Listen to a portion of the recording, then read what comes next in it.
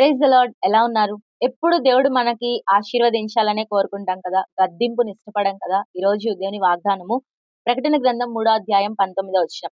నేను ప్రేమించు వారినందరిని గద్దించి శిక్షించుచున్నాను. ఈ మాటలు లవొదికయ సంఘంతో దేవుడు చెప్తా ఉన్నాడు. నేను ప్రేమించే వారిని గద్దించి శిక్షిస్తాను. తల్లిదండ్రులు వారి సొంత పిల్లలని ప్రేమిస్తారు కాబట్టి వారు తప్పు చేస్తూ ఉంటే గద్దిస్తారు. వారు వినకపోతే శిక్షిస్తారు కదా!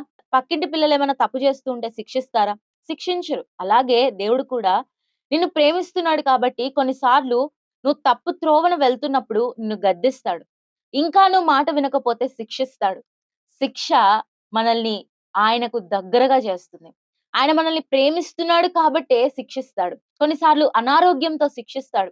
కొన్నిసార్లు ఆర్థిక పరిస్థితులతో శిక్షిస్తాడు. అలాగా మనము దేనికి లోబడతామో ఆయనకి తెలుసు. ఎందుకు శిక్షిస్తున్నాడంటే ఆయన మనల్ని ప్రేమిస్తున్నాడు కాబట్టి శిక్షిస్తున్నాడు. చాలా సార్లు దేవుడు నన్ను ప్రేమిస్తే నా జీవితంలో ఇలా ఎందుకు జరగాలి? దేవుడు నన్ను ప్రేమిస్తే నా జీవితంలో అనారోగ్యం ఎందుకుండాలి? దేవుడు నన్ను ప్రేమిస్తే నేను ఎన్ని కష్టాల గుండా ఎందుకు వెళ్ళాలి? దేవుడు నన్ను ప్రేమిస్తే నాకే ఎందుకు ఈ కష్టం రావాలి? దేవుడు నన్ను ప్రేమిస్తే నా కుటుంబంలోనే ఇలా ఎందుకు జరగాలి? నా జీవితంలోనే ఇలా ఎందుకు జరగాలని చాలా సార్లు మనము బాధపడుతూ ఉంటాం.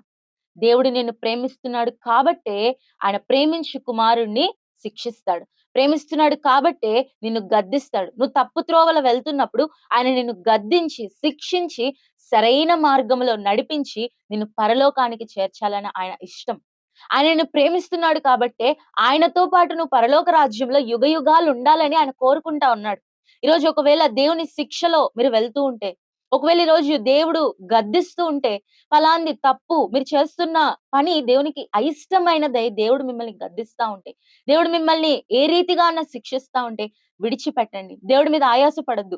తిరిగి ఆయన దగ్గరకొస్తే ఆయన మిమ్మల్ని ప్రేమిస్తున్నాడు కాబట్టే ఆయన శిక్షిస్తా ఉన్నాడు. అలా అని చెప్పి ఆయన అలా శిక్షిస్తూనే ఉండడు. ఆయన కోపము నిమిషం మాత్రమే ఉంటది. కాబట్టి దేవుడు దీర్ఘశాంతం కలిగిన వాడు.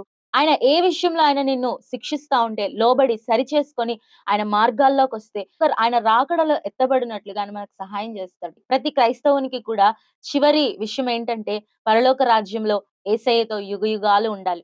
మరి ఈ లోకంలో దేవుడు మనల్ని శిక్షించకపోతే, మనం సరిచేయబడకపోతే ఎలా మనం పరలోకానికి వెళ్ళగలుగుతాం? కాబట్టి ఈ రోజు నువ్వు శిక్షలో వెళ్తున్నావంటే ఆయన నిన్ను విడిచిపెట్టలేదు. ఆయన నిన్ను ప్రేమిస్తున్నాడు కాబట్టే ఆయన నిన్ను శిక్షిస్తా ఉన్నాడు. అదొక ఆశీర్వాదం అని గుర్తెరిగి, అది కొంతకాలమే అని తెలుసుకొని, దేవుడు నిన్ను ప్రేమిస్తున్నాడు అని మరొకసారి జ్ఞాపకం చేయడానికి ఇష్టపడుతున్నాను.